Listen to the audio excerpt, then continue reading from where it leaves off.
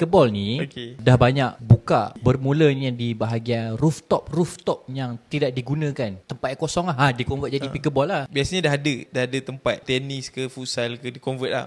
Dia convert jadi pickleball punya court.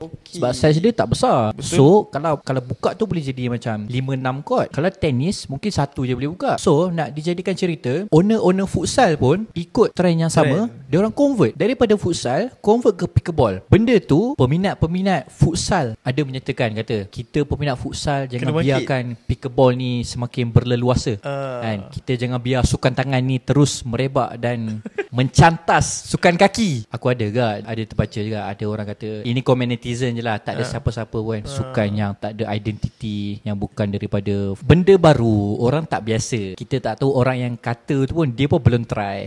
Kan? Kita tak try lagi. Kan? Kau pun cakap kita tak try lagi. Mana tahu lepas ni kita try dia macam tu. Jadi sukan mingguan pula kita. Betul.